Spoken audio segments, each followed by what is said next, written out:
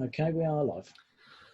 Hello everyone and welcome to the next in the series, the National Policing Cybersecurity series. If you've watched this before, you would have probably heard me say this many times.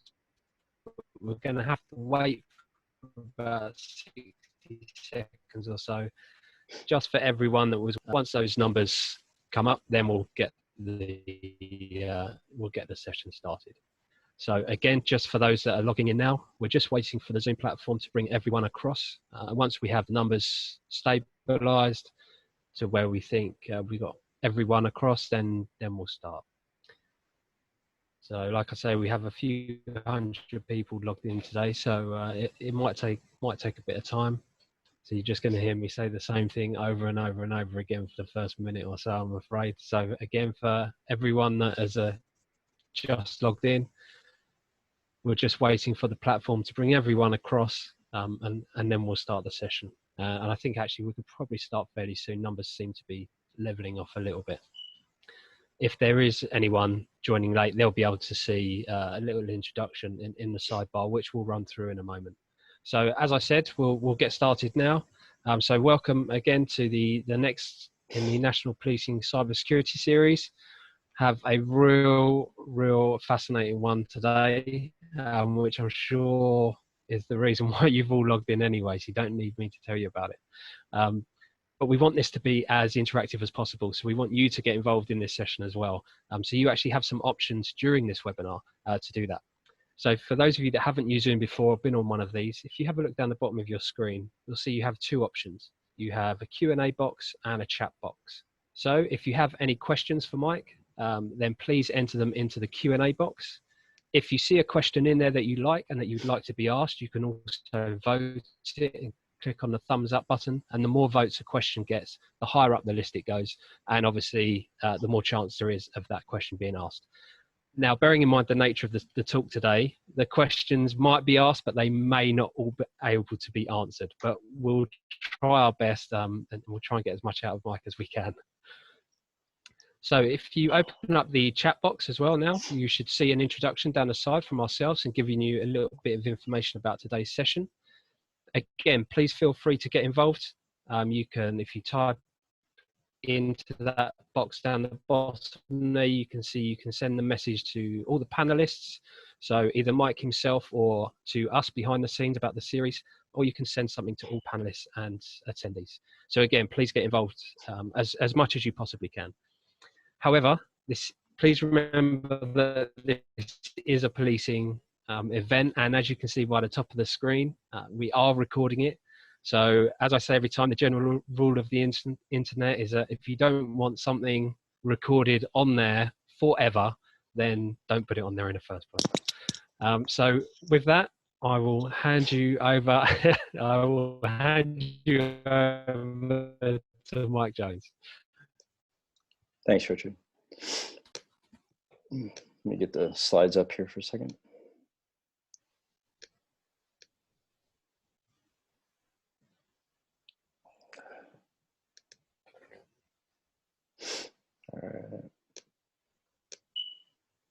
All right, are we full screen now?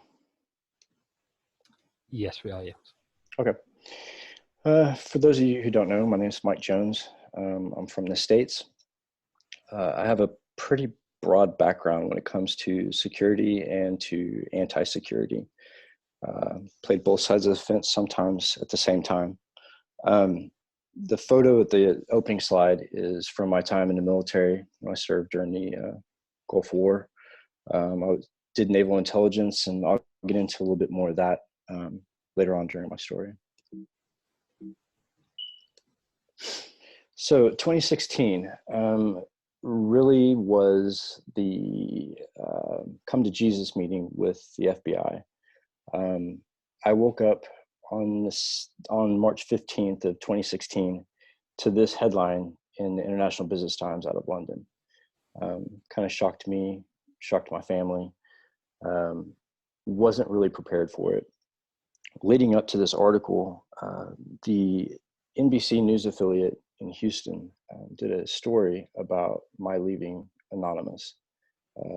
My departure from Anonymous was kind of urged. I wouldn't say forced, but it was urged and encouraged by law enforcement, by government. Basically, what happened in 2016, I was called down to Houston to the Wells Fargo building and brought into a boardroom with tons of people in suits. And in that room, there were Secret Service, U.S. Attorney's Office, FBI, Department of Justice, et cetera, et cetera. And then me and my lawyer. And they shoved a stack of papers, probably about 4 inches thick, in front of me and said, "Do you know what those are?" And I said, "No, I have no idea, but I'm pretty sure that I could take a wild guess." And they said, "Those are your charges. That's, we've been investigating you. We know what you've done. We followed your steps, and we have all the data. Do you want to help us out?" Well, my lawyer and I had already thought about this option, and we had built into it the fact that I wasn't going to be doing anything domestic. So with that said, we'll move on from that, and just keep that in mind that all the CI work that I did from this point on was foreign intelligence, not domestic. So some of the things that key points in my history to kind of remember: former Anonymous, got into Anonymous when Anonymous was very young. We got together, started a group. Basically, there was a handful of us that were ex-military and military intelligence, and we weren't really keen to how things were being portrayed in the media. There were a lot of untruths that were being told by the U.S. government about our time in Iraq and about our welcome in Iraq. And during that whole process, I was signal intelligence, which means anything with a signal, whether it be weapons, radar, cell phones, devices, really anything electronic gives off an electronic emission. So even calculators. I had to learn all kinds of fingerprints for all kinds of devices. I became a penetration tester. I did threat intelligence, as well as doing threat intelligence for large corporations. I also, back during that time, I was working both sides of the fence. So the threat intelligence I would gather, I'd also disseminate on both sides of the fence. Probably not the smartest thing to do, and that's ultimately what got me cornered by the FBI. And again, cyber terrorist 2016, IB Times, really shocking. Another thing about the article too is that all over the globe they had picked up that story that aired on NBC and populated it all across the globe. And there were probably 20 to 30 publications that picked it up. So some of you might ask, what is a hacker? I know that there are people in here that have worked strictly on the defensive side, and some people who this may be your first taste in cybersecurity or anything having to do with cybersecurity. So I'll go into a little bit about what makes up a hacker, kind of our psychology, if you will. When I got cornered by the FBI, it gave me a chance to really think about what made me do the things that I did and what made me become the person I am now. And some of those psychological traits are, we're analytical, problem solvers. We always like a challenge. Anything, whether it be a CTF, whether it be the CEO of LifeLock putting a social security number on the side of a van driving across the US saying he can't be hacked, we accept those challenges. And nothing is impossible. That's the mindset that we have. We think out of the box. And creative. The reason why I say creative is because from the pure sense of the word, I interview a lot of people for a lot of different teams over my career. And one common denominator with everybody I've hired is they've had some kind of creative streak, whether they play an instrument, whether they are into fine art or literature, whatever. There's some sort of creative aspect to their being. And I find that a lot of people that do what I do use that creative side to actually visualize the network, visualize where they're going to go and how things are connected. And hacker is a positive term. The devices that we have today, your smart devices, your assistants like the Echo and things like that didn't come about because someone woke up one morning and said, "Hey, that sounds like a great idea." Ideas evolve. Hackers hack those ideas, force innovation, and force product maturity based on their testing of the devices. And we always try to take devices and make them do things that they're not designed to do. So far, there hasn't been a device yet that I've seen that I couldn't make do something other than what its planned output was. And some of the more deeper psychology, the need for control. So that's pretty commonplace among people that have been convicted or charged. There always seems to be that need for some sort of control. For me, growing up, I didn't have much control, and so over a period of time, and I learned that I had this ability that became my outlet for control. I could exert that control, and it gave me ultimate control over what I was targeting. A lot of us are introverts. I have a I wouldn't call it a disability. I have a disorder called neurodiversity, Asperger's syndrome. Very light case of it, but a lot of people I deal with in the industry, and as well as with the Prevent program or the Cyber Choices program, some of those children also have neurodiversity. We tend to think a little differently, and our social cues, sometimes we miss them. Um, but me as a person, I feel a lot safer on the internet. I feel like I can socialize better, um, things like that. And that's what attracts a lot of these kids to what we do. Also, I looked for the rush. I was in a program, a test called Project Tularosa out at Sandia National Labs in the States. They invited a handful of us out there, handpicked to complete this project. When we went out there and got briefed at the military installation, they told us we'd be equipped with watches that monitored our perspiration and pulse. The keyboards, they had keyloggers that watched our keystrokes, the timing of our keystrokes. The camera actually looked for eye movement patterns. They wanted to see how we reacted, what our biofeedback was when we compromised the system. So they had a huge virtual network of what mine was a SCADA network, because that's at the time that's what I specialized in, was hacking SCADA. And so they put me behind a machine and gave me a network to hack for 4 days. The results were really interesting. There definitely was some biofeedback, and they find that the feeling that you get when you compromise a system is almost like that of taking an opioid. The same type of chemical reaction occurs, and the same type of feeling is felt when someone compromises a system. Now, that's not to say everybody has the same exact feeling, but it does encourage that same chemical reaction. And internet graffiti, part of the intimidation that we use for different groups that we're competing with, or even with when we were fighting with law enforcement. Graffiti is an intimidation factor that we use to make people feel that much more insecure, leaving our mark on their website, defacing their website. So what got me here personally? Curiosity was the number one killer for me. I was young. My dad worked at the NSA. His idea of parenting was, at the time, give him electronic equipment or electronic kits and let him go to town, and we won't have to hear from him for hours. And it's true. I would disappear and I'd build things, and that's how I kept myself busy. So that curiosity over time became more aggressive.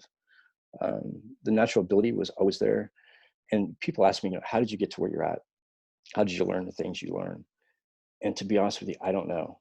I never took schooling, professional courses on it.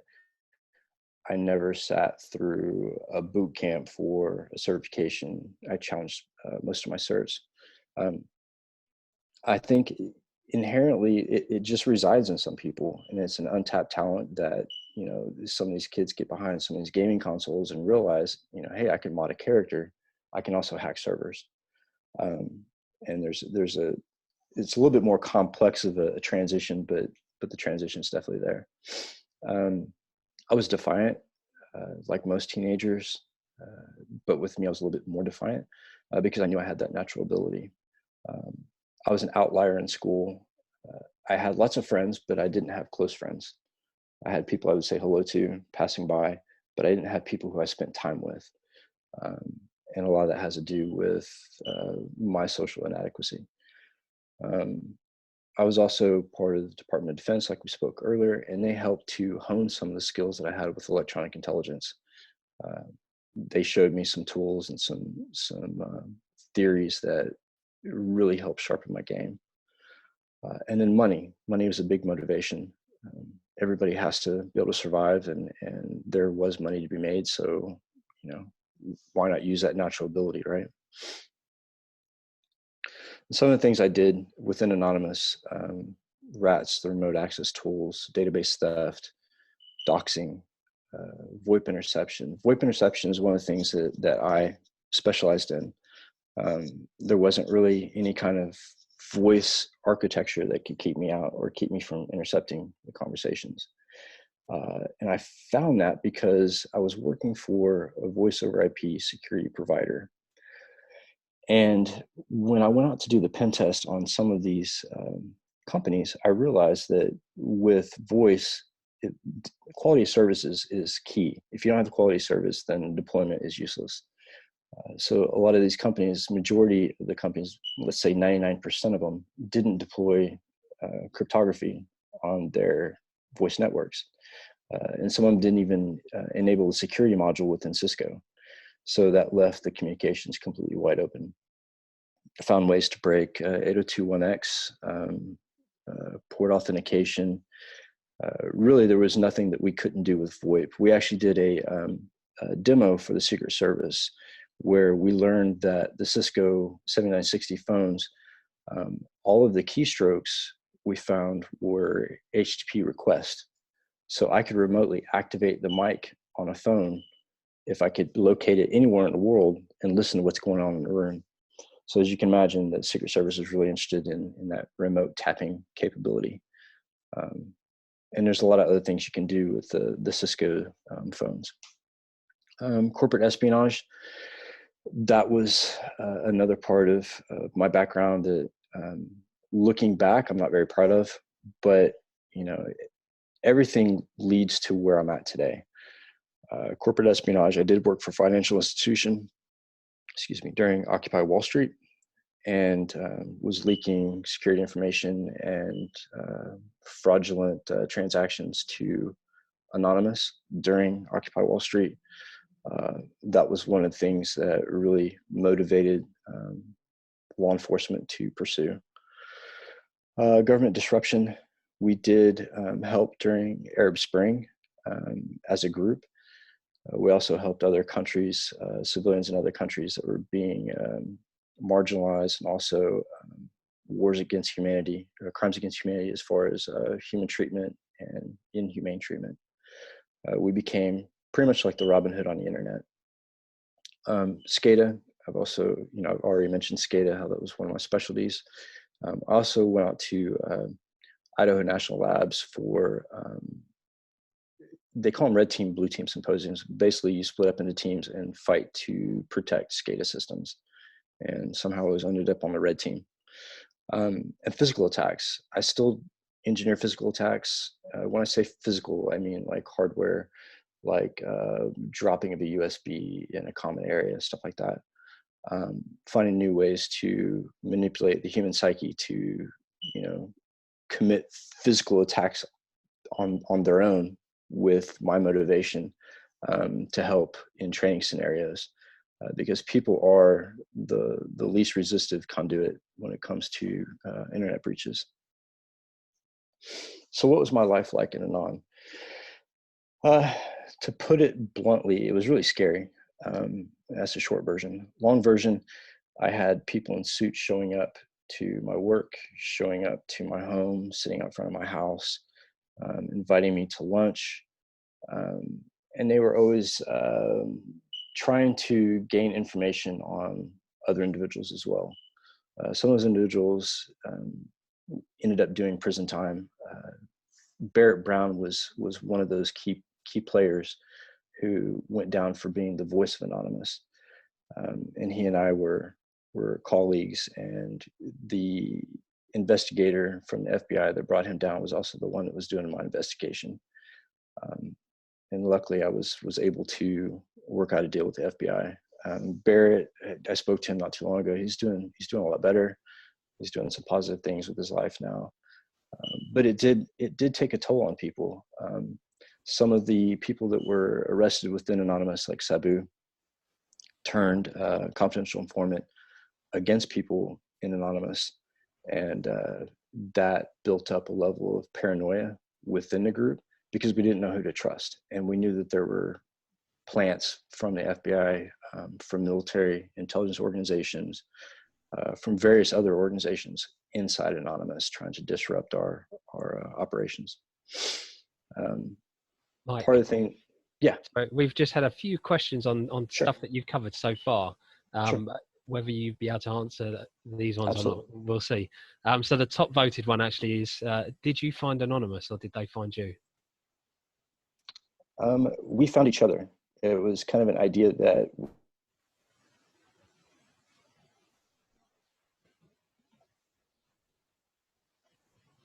we had been, and that's what created Anonymous, basically.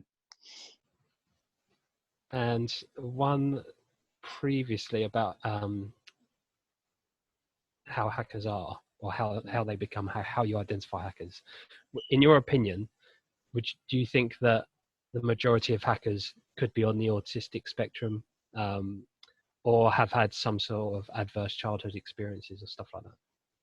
I think the majority of us probably have had some sort of negative experience. I mean, some of the acts that we did within Anonymous were very malicious to individuals. Doxing, doxing led to ultimately at least one person I know taking their life. So those are some of the things that I didn't take into consideration until after it occurred. But yeah, I mean, we've seen, especially with the kids, that seems to be, pretty prevalent right now, with the neurodiversity. And actually there's a focus on communicating with those kids and kind of catering to those kids in sort of a mentorship capacity to try to help them along. But yeah, even some of my well-known colleagues that have been in industry forever and basically coined the term cybersecurity, admittedly have a level of autism. And I think that's why we work so well with computers, is that we don't have to have a social understanding of that computer. It's very black and white, so it's easy for us to maintain and operate within those confines. That's fantastic. Thank you. So for everyone watching, if you've got any questions for Mike, just click the Q&A button down the bottom of your screen, and you can either vote a question that's on there already or type one in yourself, and we'll try our best to ask as many as we can. Mike, we've got loads more questions, but I'll let you get back to your presentation. Thank you. Sure. So like I said, I watched different associates being brought down. We had threats from other groups. For those of you who know the history of Anonymous intimately, we had several groups splinter off, like LulzSec, AntiSec, several different groups, and the ideology didn't stay the same across the board. I think one of the major things that turned me off with Anonymous was when they had the Ferguson riots in the States, and people in Anonymous Mass were setting fires to buildings, to businesses, to cars, and causing mass damage. But that's not what we started out doing. That wasn't our plan. It wasn't our goal. So that was a major deterrent for me. Some of the current projects that I'm working on, people ask me, well, So you used to be a malicious hacker. Do you still hack? Yes, I still hack, but I do it for research purposes only. Um, you know, my dad told me a long time ago that never let your job define who you are. And I tell people now is that I define what my job is. This is my identity. I don't know anything other than doing this. And I get a lot out of it as far as the research goes. It's very fulfilling. And some of the projects I'm working on now are Android malicious APKs for complete control of the phone. Right now, I'm working on one that's not detected by any IDS, any AI platform, any antivirus. And you can see some of the results in the screenshot, taking GPS coordinates from the phone actively while it's en route, and mapping those out using an interpreter shell. I'm also working on new Wi-Fi exploits and embedded device hacking. I did one attack for a group in Birmingham at a conference. Showed screenshots of an attack I did on a Google Chromecast, broadcasting a government warning about shelter in place. There's been a bioagent, a virus that's been released in London. And looking at the research for that exploit, there were over 70,000 devices on the internet open to that attack, whether it be a smart TV or Google Chromecast specific. So it just some things that occupy my time, and just really research some of the new protocols and some of the new devices coming out. I also do a lot with IoT. I've been messing with Raspberry Pis forever, and building new IoT devices with those Raspberry Pis is a lot of fun. So what I do now, I had a corporate job. I lead teams, red teams. I work to defend, try to help people understand their architecture and their own threatscape, because the biggest gap I see with industry, with a lot of big corporations, is that they don't understand their risk. Even though they've built the architecture and they are keen to the operations, they really aren't in touch with the actual risks that are inherent within their environment. I do public speaking, mentor, working with the Met Police on some future potential for a mentorship program for the kids in the Cyber Choices. A lot of what used to be the Cyber Prevent organization has changed over the past year. And I'm not really sure how that's going to pan out in the end. But the intervention program is really exciting, and some really good things I've seen come out of that. And the kids are really excited to participate as well. I do some writing. I'm not a writer by any means, but I do write short articles. I'm also a pen tester. Now, these are some of the guys that I know personally that have dealt with law enforcement, have dealt with being part of various nefarious groups. And I can tell you, out of this group of people, there's only 3 who have walked the straight line now. A couple of them are still, toying with time, and one of them's actually still doing time. And that would be Jeremy Hammond, which is down in the bottom left-hand corner. Right in the middle is Brett Johnson, who is a public speaker as well. He was the father of the Shadow Crew. Shadow Crew was a carding group that, with fraud, took millions and millions of dollars. He was arrested. He did some time in prison, and now he does the same thing. He mentors, and he does public speaking and tries to help people secure their lives online. Fidel Salinas is a good friend of mine. He's right above Brett. And Fidel, he fought the system, didn't want to become a CI, and they were going to smack him with 44 felonies and pretty much bury him under a prison. Him and his lawyer ended up getting a decent deal, and he ended up doing multiple years in prison. And his cellmate was a convicted murderer who only did 2 years in prison. Fidel did much more than him for compromising a server. So you can see the imbalance of justice when it comes to the states. We are made examples of quite often. And nobody really tries to understand what makes these people do the things that they do and how they can be of benefit to the government and to society.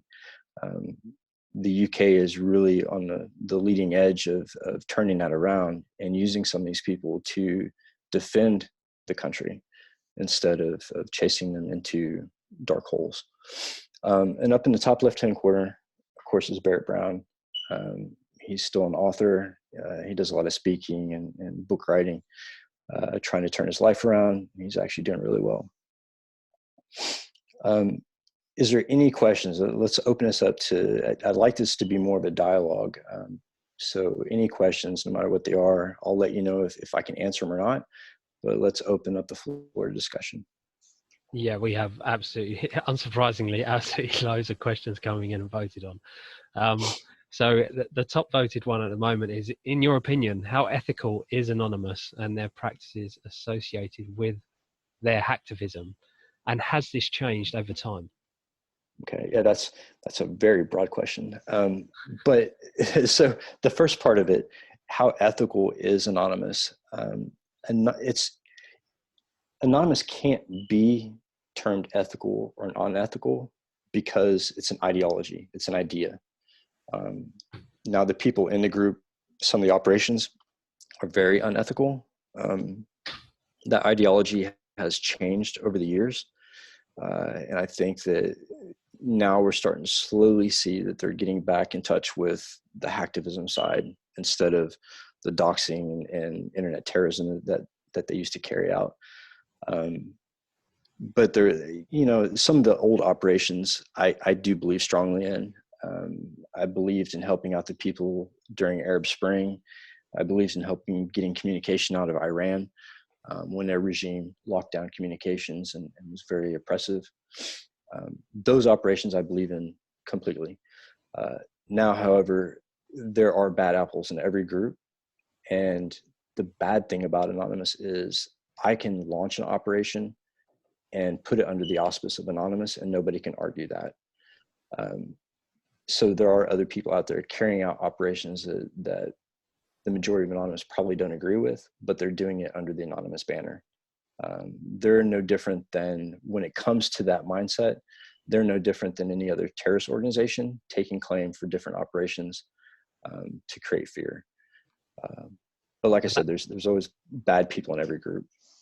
That leads quite nicely actually into one of the other questions that we've got come through, which is, and it says, would you say that Anonymous actually still exists, or because of all the different people doing their own things and all the different branches, is there one main Anonymous group that still carries that early ideology? There is, and they're very vocal, but you have to know where to look for them.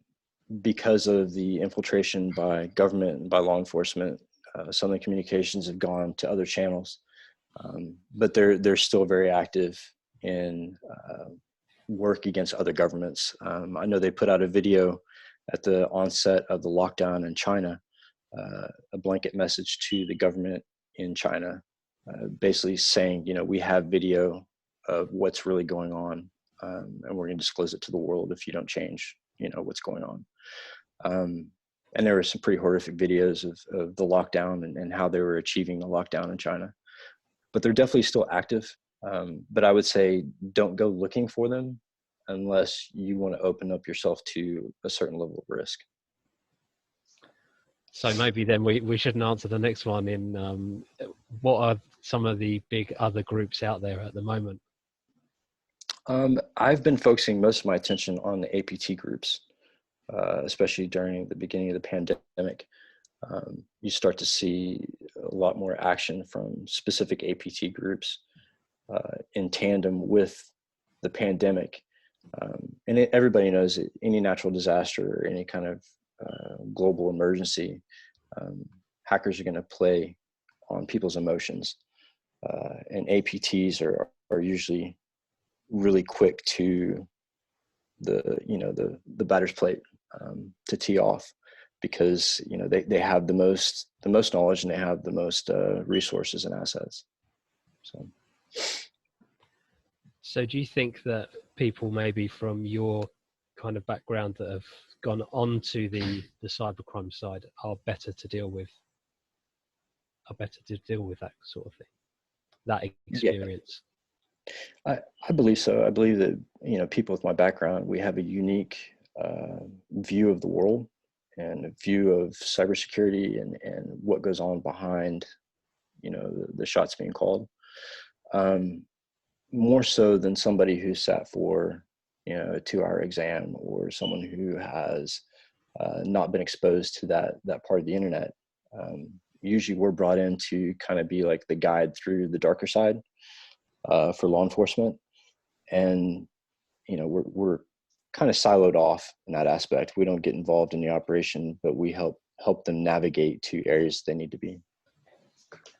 So again, off the back of that, what would you say is the most valuable thing that, or that the people watching should know that you've learned from your time within Anonymous? I would say that, and it's not just my time with Anonymous, it's in general that hackers are opportunistic. And right now is a big opportunity for those breaches and those compromises. People are not in the mindset that they normally would be when they walk into an office, and all that has to do with psychology, right? So when you walk into an environment, you subconsciously start changing the way that you either you behave or you carry yourself because of your surroundings. So that's a big part of it. Okay, so what do you think are the biggest threats at the moment within the UK? Maybe Uh, are they different from big to small companies to individuals, or are they the same? no, they're the same. Hackers are always going to go for the path of least resistance. So if your organization has you know, a difficult time with phishing campaigns, you know, more than likely you're being hit on that avenue. Um, we don't recreate the wheel where the wheel doesn't need to be recreated. If you have an open relay, I'm going to take advantage of that. Why write shellcode when I have an open service that I don't even need shellcode for? So there's no reason to get super complex. Now with everybody working from home and working on Wi-Fi, um, the the threatscape is huge, especially, you know, for people maybe driving through neighborhoods or war driving. You know, there's all kinds of opportunity right now for hackers because we know everybody's at home. So what would be your tips for those people at home and how to protect themselves? Secure your Wi-Fi, disable your Bluetooth, don't install apps that you don't trust, um, be on top of your game when it comes to phishing. And for people who can use a VPN, please use a VPN. Um, there's no reason not to. And there's also VPN services out there that you know, you can buy by the month or even by the hour to protect yourself. Um, and just follow the, you know, your normal office scenario cybersecurity practices. Even though you're at home and your psychology and your mind tells you that you're home and you can be relaxed, keep that mindset as far as the office goes, and architecture and policy, because that's what's important. If you carry that at home, and you know, you can maybe get your family to adopt some of those practices, it'll make for an easy transition to a work from home environment. And so you mentioned a particular thing there about Bluetooth. We've had a couple of questions on that. One is, can you elaborate a bit on Bluetooth sniffing? And secondly, and I know we discussed this beforehand, but what do you think about the UK government's plans to roll out the contact tracing apps using Bluetooth? Okay, so Bluetooth inherently, the protocol and the RFP has not changed that much over the past 20 years. I mean, it's really basic. I watched a gentleman give a presentation over Bluetooth vulnerabilities and why Bluetooth is so vulnerable at one of the DEF CON groups here in London. And it was really interesting to see how little changes have been made over the past, you know, decade. But Bluetooth, as far as Bluetooth sniffing goes, people say, well, the app that NHS is putting out, you have to be within a certain proximity to be able to grab the ID, the anonymous IDs through Bluetooth. But that's not really true. There was a group a long time ago that created what's called a Bluetooth sniper rifle, which they were able to gain Bluetooth access over miles of distance in California on the West Coast. So the protocol is not very strong. Bluetooth snarfing has been a method of attack for ages. Just last year, Android had an issue with Bluetooth to where malware could be dropped on Android phone with just the Bluetooth being active, and you don't even have to pair with that device. So, I mean, the vulnerabilities are there.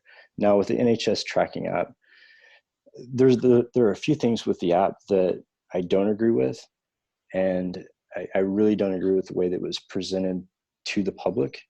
It seemed very rushed, very hurried. There wasn't a lot of thought put into it. And the leakage of the NHS document that laid out the future, I guess, functions of the app was kind of disturbing. The real-time tracing and tracking of an individual via GPS in the later stages of the app is really unnerving. I don't like to be tracked with any app, whether it be from law enforcement, from healthcare, or whatever. I don't agree with it. Now, as far as saving lives, how many lives are we actually going to save by deploying this app?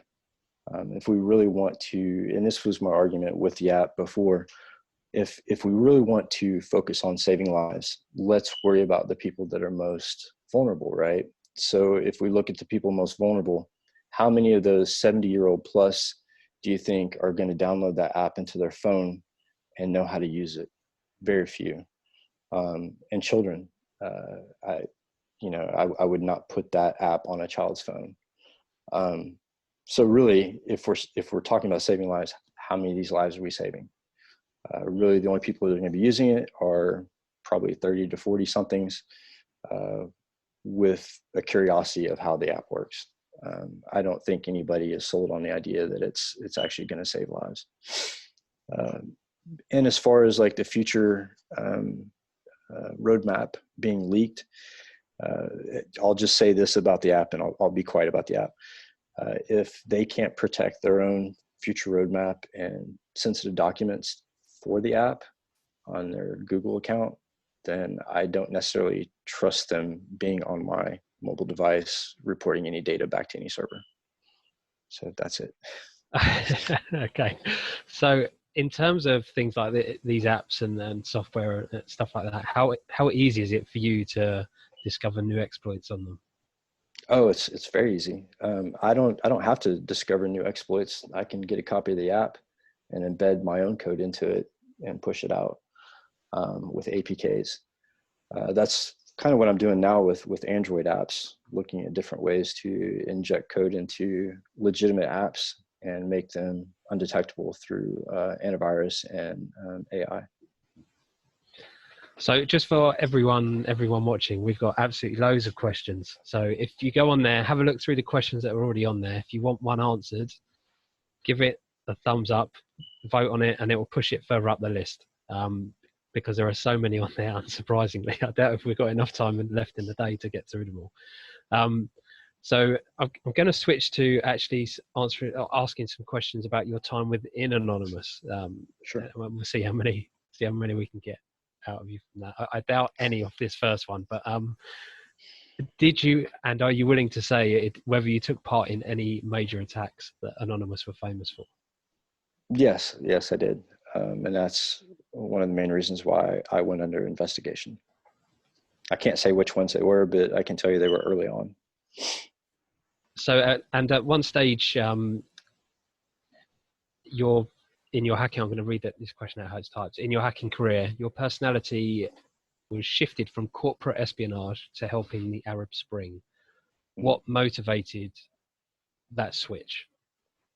For me, it was being in personal contact with people that were being affected by Arab Spring.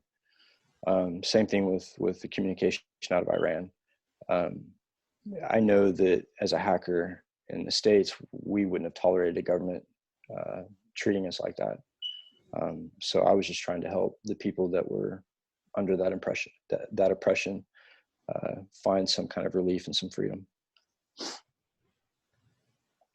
And do you have any regrets from joining Anonymous, or were you happy that you got? In fact, they're two separate questions. So, do you have any regrets on joining Anonymous? I don't. I know that sounds really bad. I don't regret a lot of my past, simply because of the fact that I wouldn't be who I am today, and I wouldn't have the stance I have today if I didn't experience the things that I experienced during the darker times. Now, do I think that it could have been done a different way? Maybe, but I don't think it would be as impactful as what I went through. And so that leads on to this next one: are you glad that you were caught when you were caught? Yes, I don't know if anybody on this webinar has experienced anything similar, but I know for me, being under that amount of pressure and knowing that I was always one step away from being banned and locked up was a huge pressure on my shoulders. And when it came down to that come to Jesus meeting, I actually felt free. Even though I was being pulled in as a CI, I still felt like I had gotten some of my freedom back. And it wasn't always bad times with the FBI. Sometimes I make it sound horrible, but there were times where, they looked out for me as well, because I was one of their assets. But, I had threats from other groups. FBI handled some of that. And they also gave me money, of course, under the table, but like they wanted me to do all this work. And all I had was my own personal equipment, and I was not going to do FBI work on my personal equipment. And so they offered to give me a laptop, and I said, no, well, let's do this a little bit safer, and you give me money and I'll go buy a laptop. And so, they paid for one of my laptops that I did the work on. So they weren't all bad. It was just a very trying time for me. So you kind of made that transition from Anonymous into helping the authorities and along that route. Do you think that it's possible to get, and a good idea maybe, to get some sort of formalized route to encourage more people to do that?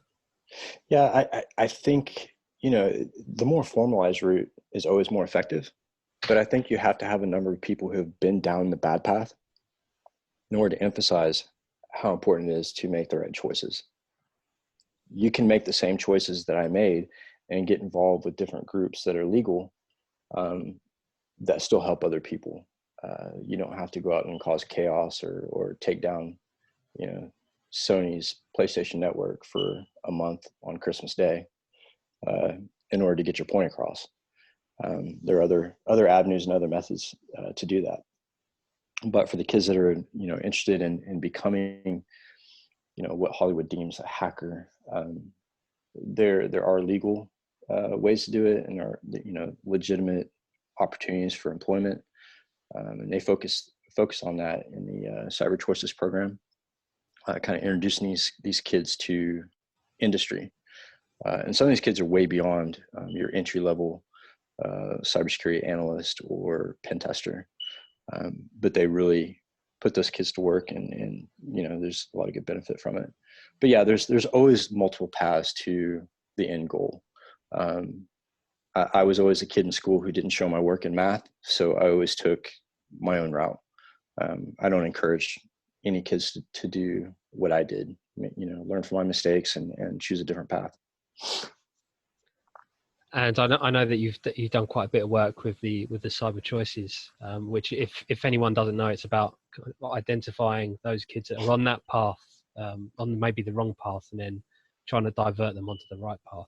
Right? Can you tell us maybe some of your work that you've done with that and what you think Sure. of that whole program? Absolutely. I was brought into the program by Andy Chapman. I was in Europe giving a series of talks called Inside the Mind of a Hacker. And my first stop was at Westminster University. And Andy was a panel member on that panel. And it was my first talk actually ever with law enforcement on stage with me. Very intimidating.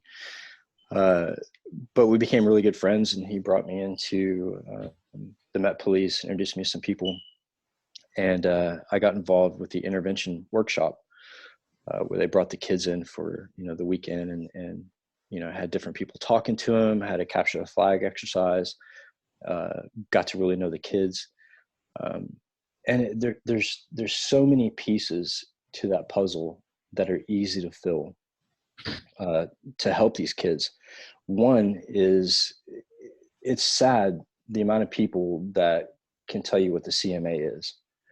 And especially these kids, now that they've been given the CMA by law enforcement, now they know what it is. But previous to that, you could ask anyone, they probably wouldn't know.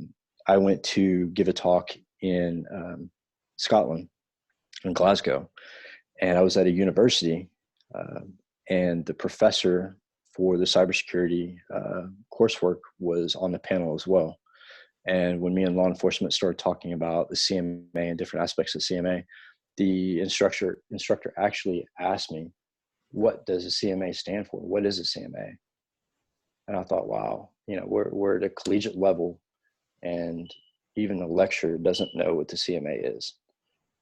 So there's got to be a better way to get that CMA and knowledge of the CMA down to the people who need it. And those are the kids that are just starting out. Now, whose responsibility is that? I go by the theory of it takes a village to raise a child. So not only is that law enforcement's responsibility because it's their law, but it's also the parents, it's also the teachers. That has to be instilled. It's a shame that a kid can sit into an intervention workshop and not know the law that brought him there. So hopefully that'll increase over time. But that's part of my platform, is trying to deliver that message to kids who are just starting out. And do you have any other sort of advice for anyone really of any age looking to start their career in cybersecurity? Yeah. As far as certifications go, I know industry mandates, entry level certification for different positions. But I challenge, the CISOs out there to think outside the box, interview the people, get to know who the people are. Not everybody is a piece of paper with a bunch of letters strung behind their last name. And those people are useful, and they're talented people. And as far as business security practices go, staying consistent across the board and getting the basics right is key. I can't count how many times I've walked into an organization wanting to deploy some sort of AI when they don't even have a phishing campaign, or they don't even have basic security awareness training. The bells and whistles are great, but I think over the past 20 or 30 years, we've completely missed the mark when it comes to security, because the same attacks that were effective 10 years ago are still effective today, and that shouldn't happen. But do the basics right, get to know your people. Instead of looking at people as the weakest link, look at them as part of the solution.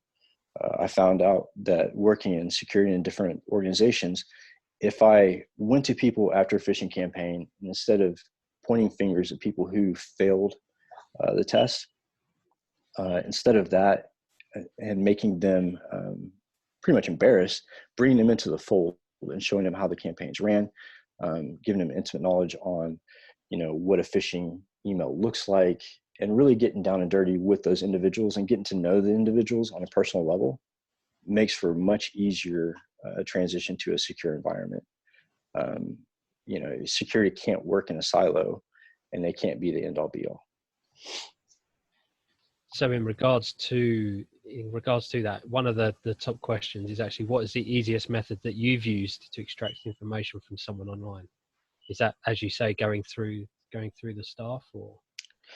If you're talking about from an attacker's point of view, some of the easiest ways to extract information is not have to extract information.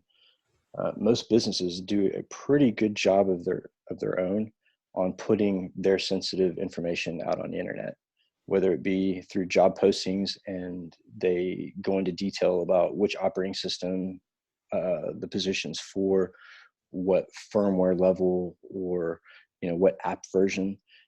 Automatically tells me, first of all, you have an understaffing issue with the app, the security app. And also, you don't have a lot of experience in securing that app, because if you're going to put all the information on the internet, you don't have a background in that.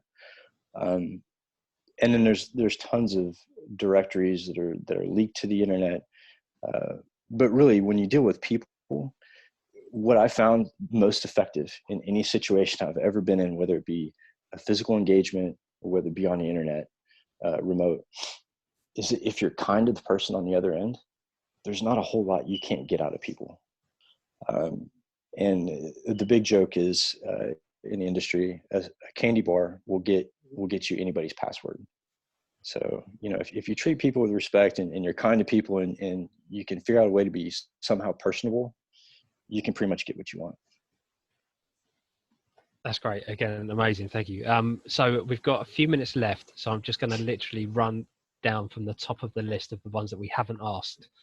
So they may bounce around all over the place a little bit, but Sure. The first one's two parts. So are VPNs really that secure? And what would you like to see Anonymous do next? Are VPNs really that secure? It depends on which VPN you're talking about. Yeah. So some of the VPNs out there are nefarious, but you really have to go looking for those.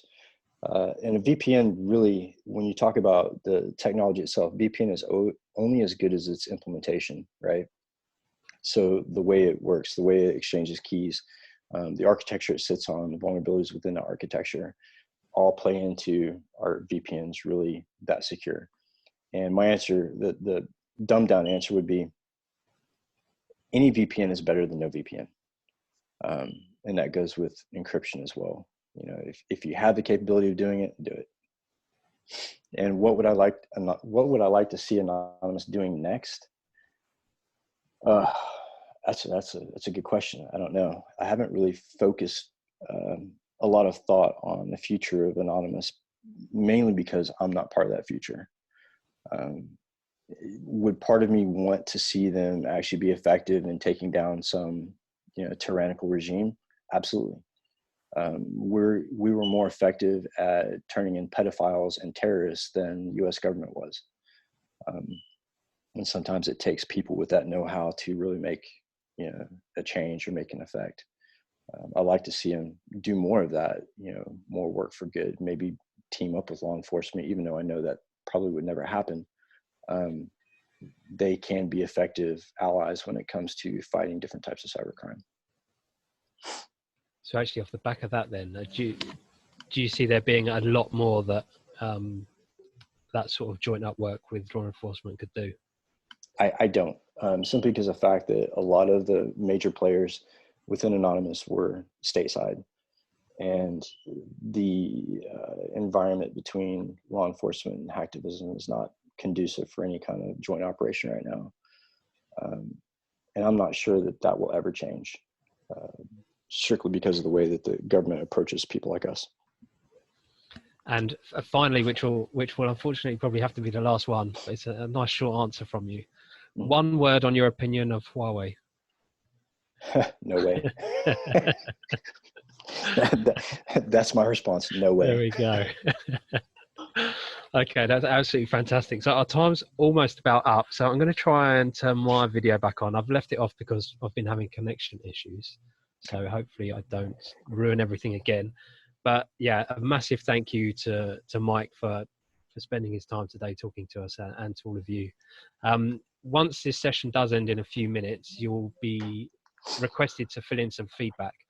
Now, this is part of a series. We'd love to know what is working and what isn't working. So please, it's only a few questions. Please fill that in for us. But I also want to talk to you about our next one on Thursday, because it follows on from what Mike was talking about in terms of supporting the next generation. So I'm going to try and share my screen, and hopefully it doesn't all fall apart.